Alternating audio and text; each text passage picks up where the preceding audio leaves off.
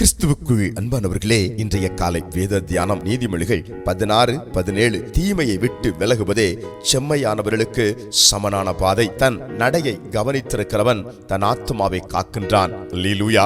ஆண்டவர் சொல்கிறார், தீமையை விட்டு விலகும் போது உனக்கு சமமான பாதை உன் கண்களுக்கு முன்பதாய் தென்படுகிறது. ஆண்டவர் சொல்கிறார், இதுவரைக்கும் உன் பாதை கரடு முரடான பாதையாய், நடக்க முடியாத பாதையாய் நீ தடுமாறி நீ தத்தளித்து வாழ்ந்திருப்பாயானால், இந்த காலை வேளை உன்னில் கலந்திருக்கிற தீமையான எண்ணங்களை, உன்னில் இருக்கின்ற தீமையான அனுபவங்களை நீ கண்டுபிடித்து ஆராய்ந்து அவைகளை வெளியே எடுத்து எறிந்து கர்த்தரோடு ஒப்புரவாகும் பொழுது, கர்த்தர் விரும்புகிற நன்மையான காரியங்களை நாம் செய்யும் பொழுது, நம்முடைய பாதைகள் கரடுமுரடுகள் மாற்றப்பட்டு நாம் நடப்பதற்கு ஏதுவாக, சமமானதாக, மேன்மை உள்ளதாக, வெளிச்சம் உள்ளதாக, அது ஆசீர்வாதத்தின் பாதையாய் அது மாற்றப்படுகிறது. ஆமென். இரண்டாவது, நம் நடைகளை கவனிக்க வேண்டும். நம் நடைகள் எதை நோக்கி நடந்து கொண்டிருக்கிறது? என் கால்கள் எங்கே போய்க் கொண்டிருக்கிறது? என் காலடிகள் யாரை பின்பற்ற தீவிரித்துக் கொண்டிருக்கிறது என்கிற ஒரு எண்ணம், உணர்வு நமக்குள்ளே வேண்டும். தவறான பாதையிலே தவறான நபர்களுக்கு பின்னாலே